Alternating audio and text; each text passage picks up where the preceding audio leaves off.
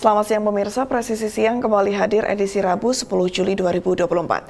Selama 1 jam ke depan kami telah menyiapkan sejumlah informasi terkini. Bersama saya Ibda Ines, kita lihat dulu 3 berita utama siang ini.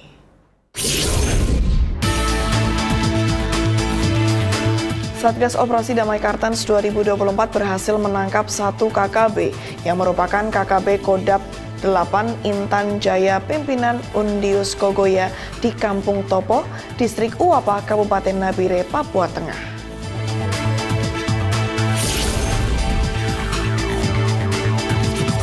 Kepolisian Negara Republik Indonesia melaksanakan musyawarah perencanaan pembangunan tahun 2024 dengan topik Polri Presisi mendukung akselerasi pertumbuhan ekonomi yang inklusif dan berkelanjutan.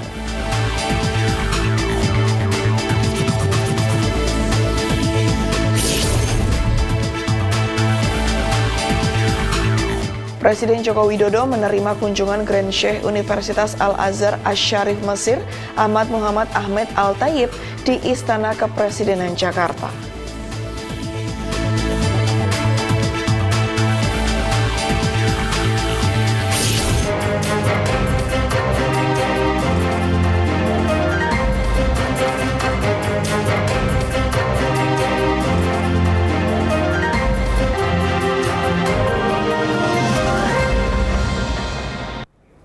Satgas Operasi Damai Kartens 2024 berhasil menangkap 1 KKB atas nama Basoka Lawia yang merupakan KKB Kodap 8 Intan Jaya pimpinan Undius Kogoya di Kampung Topo, Distrik Uapa, Kabupaten Nabire, Papua Tengah.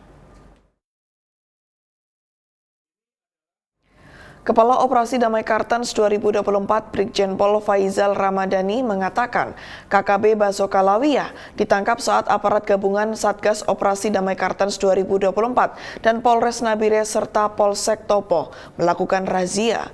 KKB atas nama Basoka Lawia terlibat langsung dalam sejumlah aksi kriminal yang terjadi di Kabupaten Intan Jaya dan juga di Kabupaten Panai.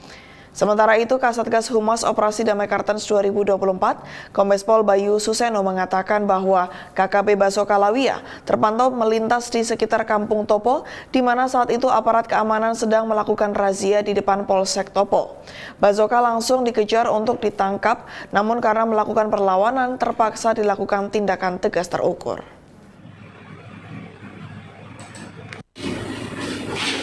Ini adalah foto-foto KKB atas nama Basoka Lawia pada saat hidup dan yang bersangkutan memiliki 1 pucuk senjata api laras panjang, namun pada saat kami lakukan upaya paksa yang bersangkutan tidak membawa barang bukti senjata api tersebut. Perlu kami informasikan bahwa KKB atas nama Basoka Lawia ini merupakan KKB yang aktif melakukan beberapa gangguan Kamtibmas. Yang pertama yaitu terlibat langsung dalam aksi pembakaran rumah dinas ASN Kabupaten Intan Jaya yang terjadi pada tanggal 20 Januari 2024 di Kampung Mamba, Distrik Sugapa, Kabupaten Intan Jaya. Yang selanjutnya, KKB Basoka Lawia ini terlibat langsung dalam penangkapan dan penggeledahan terhadap Kepala Kampung Odiai, Distrik Paniai Timur atas nama Saudara Efraim Gobai. Terjadi pada tanggal 6 Mei 2024.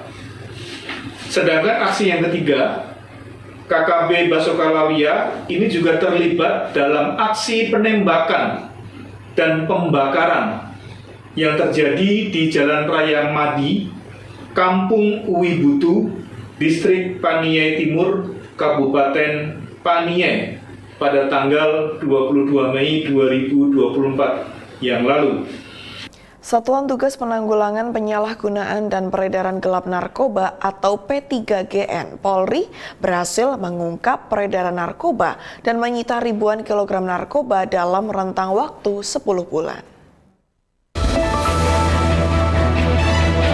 Satuan Tugas Penanggulangan Penyalahgunaan dan Peredaran Gelap Narkoba atau P3GN Polri berhasil mengungkap peredaran narkoba sejak September 2023 hingga Juli 2024. Adapun barang bukti yang berhasil disita diantaranya sabu seberat 4,4 ton dan ekstasi sebanyak 2.618.471 butir, kemudian 2,1 ton ganja, kokain seberat 11,4 kg hingga tembakau gorila seberat 1,28 ton.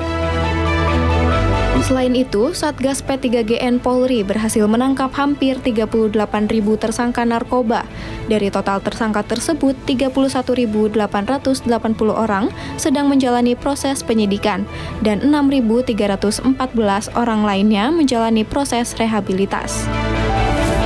Pada kesempatan ini, Kasatgas P3GN Polri, Irjen Pol Asep Edi Suheri menjelaskan, terdapat 7 kasus besar dalam 2 bulan terakhir yang berhasil diungkap oleh Satgas Penanggulangan Narkoba di tingkat Mabes dan Polda Jajaran.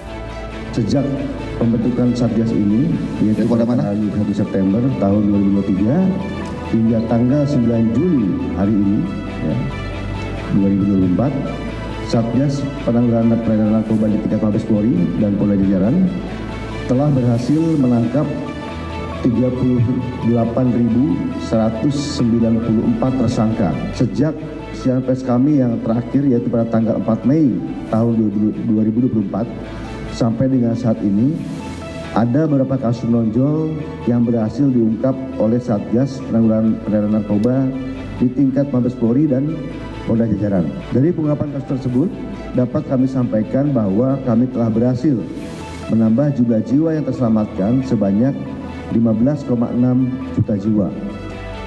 Kasatgas P3GN Polri, Irjen Pol Asep Edi Suheri menegaskan, Polri siap menindak tegas siapapun yang terlibat narkoba dan mengajak semua pihak untuk bersama-sama mewujudkan Indonesia yang bebas narkoba. Dari Jakarta, Ica Tanasya Willy Amanda melaporkan untuk Polri TV. Pemirsa, Polresta Jayapura Kota merilis pengungkapan kasus peredaran narkotika jenis sabu.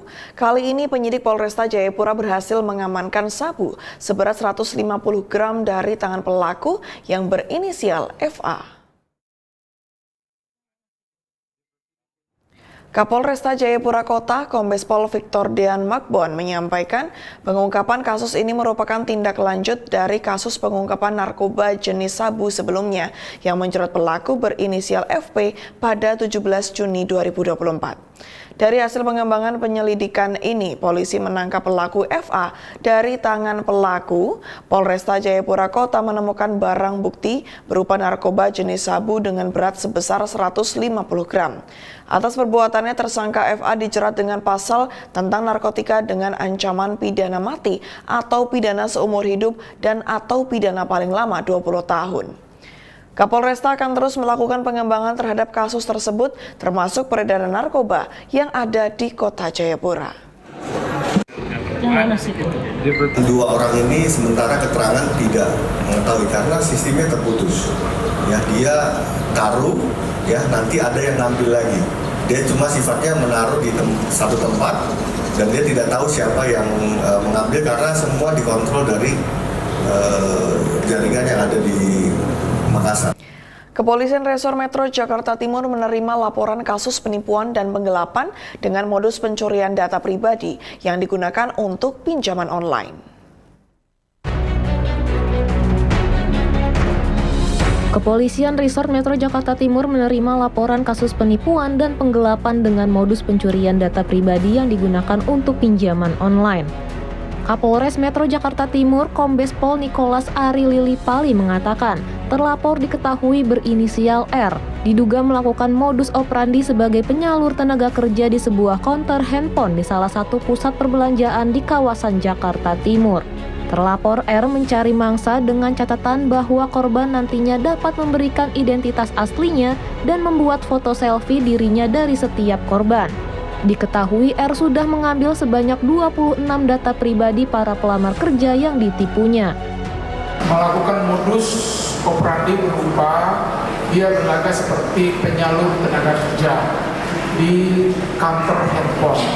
Dengan demikian dia mencari mangsa dengan catatan bahwa mangsa atau korban ini dapat memberikan identitas aslinya, KTP berupa KTP, dan membuat foto selfie dirinya dari setiap korban itu sendiri.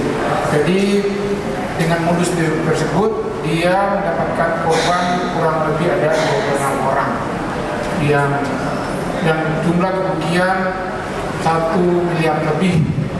Untuk langkah yang sudah dilakukan oleh Polres Metro Jakarta ini karena masih dalam tahap penyelidikan, maka kami telah memeriksa sebanyak 6 orang saksi, dalam hal ini adalah para korban, dan kami akan memeriksa terus para saksi lainnya. Dan selanjutnya kami akan memanggil para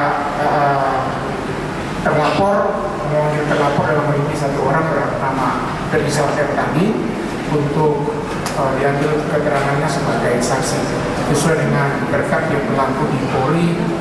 Wakil Presiden Ma'ruf Amin meresmikan ruas tol Cimanggis Cipitung di Cilengsi, Kabupaten Bogor, Jawa Barat.